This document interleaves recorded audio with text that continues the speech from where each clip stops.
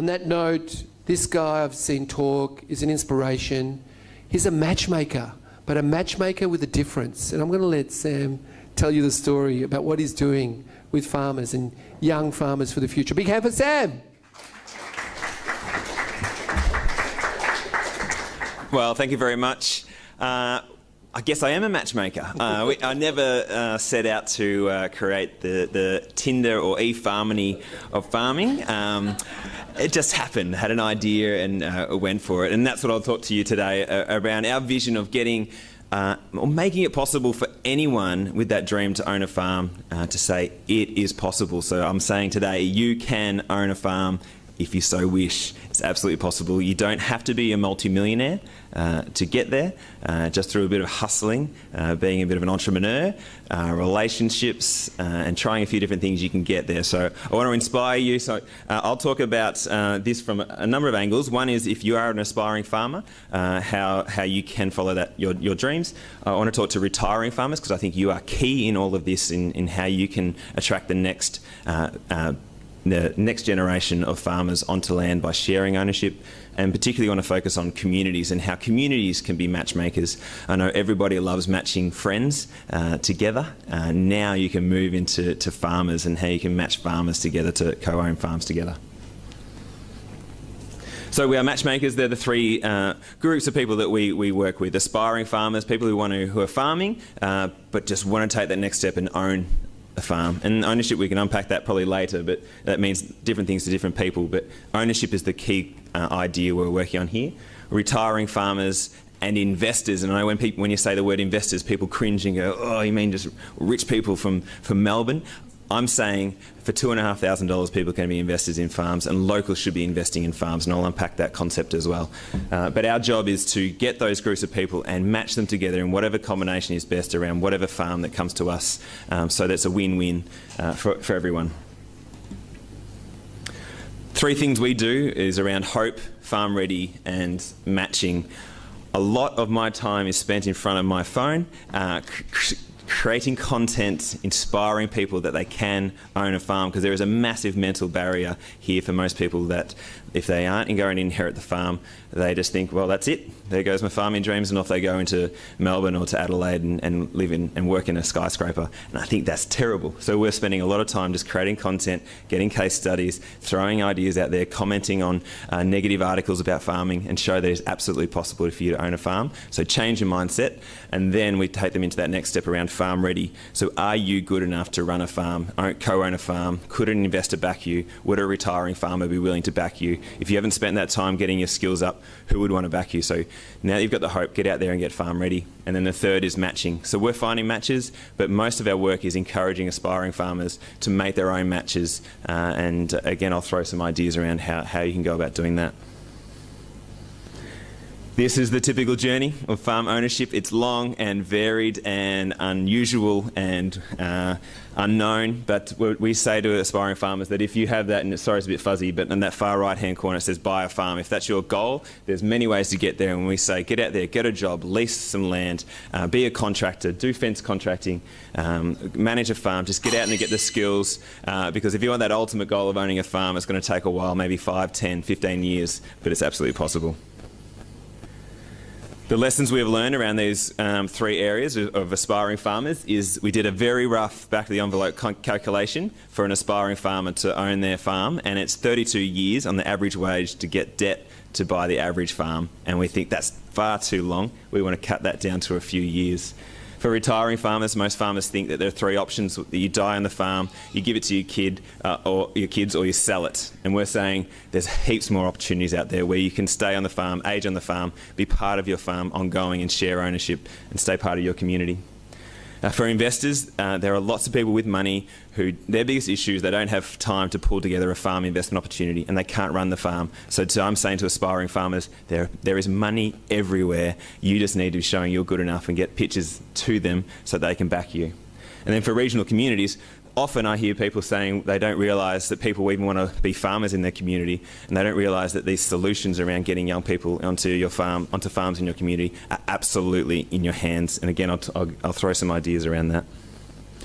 So this is me around the age of 8, and I grew up near Pyramid Hill. I played footy against Pyramid Hill. I used to get nervous when they came up on the roster that we were playing against them. They were a great team, but we won in the under-17s grand final. No. Actually, we runner-up. Anyway, it was a great year when I was captain. Of Millewa was the town I played for. But at age 8, I was walking back from the dairy in central Victoria, and I looked up to Dad after we finished helping out. I don't think I was very useful at that age, but I said, "Dad, when do I get the farm?" And I'm one of 6 kids, and I'm the 5th, and that's my little brother there. And he just laughed straight away. He said, "You're not getting the farm. Mum and I are selling. How else are we going to retire? All the money's locked up in the land."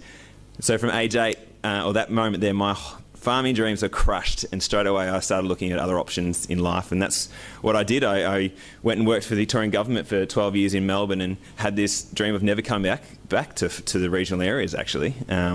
If I couldn't own my farm, why would I go about following that dream? And it was probably about 10 or 12 years into working for the Victorian government in Melbourne that I caught up with a good mate of mine, Tim Hicks, who's a co-founder, and he said that he grew up in a farm, same situation, didn't get the farm, and he said, "All I want to do is own a farm, but I don't have $5 million. Imagine if there was a business that bought farms for young people." And I went, "Wow, yes, where is that business?" And I Googled, and there wasn't anything. And we still think what we're doing is very unique in the world.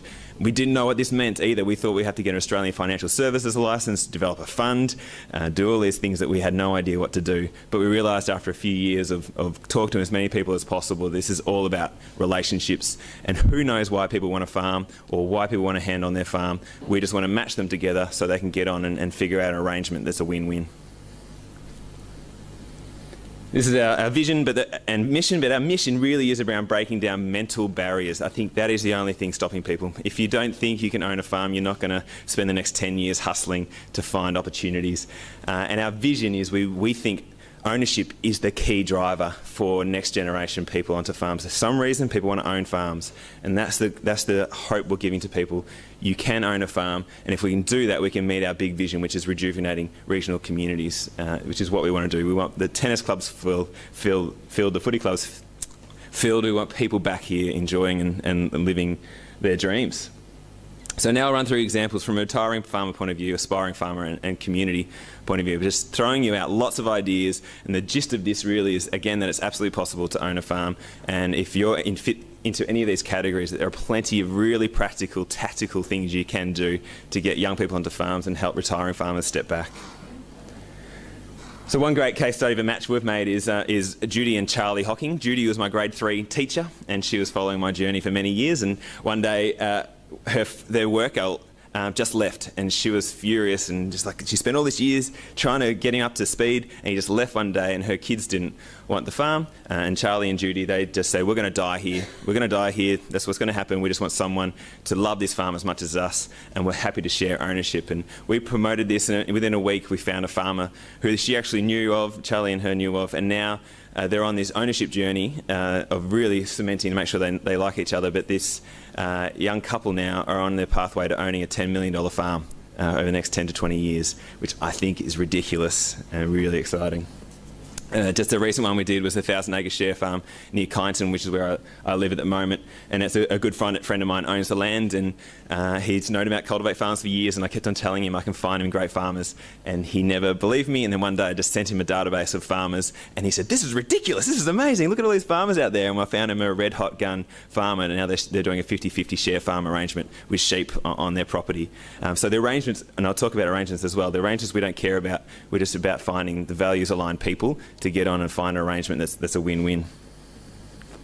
We have 26 farms on our database right now across Australia with retiring farmers who are wanting to share ownership, and we're going on that journey with each of those farmers. We'll probably get another 20 that we're talking to. I talk to probably 3 or 4 retiring farmers a week and just get them to pour out why they want to share ownership of their farm and help them figure out who they want to farm with and what type of person that is and what they want for their farm and their farming vision. But it's really heartening to know that there are farmers out there, and this isn't for everybody. Some people just want to sell and walk away, but they're out there, and they're the case studies. We want to keep getting to inspire more people that you can share ownership of your farm and you can bring young people back to your communities. We have questions that you probably can't read them, but we don't care what your vision is for the farm. If you're willing to share ownership, it's up to you to say how you want the farm to be managed, how long you want to stay around, how much money you need out, or how much you want to make from it ongoing. Again, we don't care. Our aim is just to get that out of you as a retiring farmer so that you can make the best decision about being matched with the right farmer or couple or whoever it might be. So from an aspiring farmer's point of view, this, I think, is amazing. I get excited by our own work a lot. But this we say is a world first, and no one's corrected us yet. And I'm happy for you to Google as much as you can to see if we're overclaiming. But we ran in late 2017 a farmer incubator program, and we're running another one again next year, where we had an investor who's been a great supporter of ours say, all right, bring me a farmer, I'll back them. And so we figured out what this could be. So we got 13 farmers from across Australia to pitch.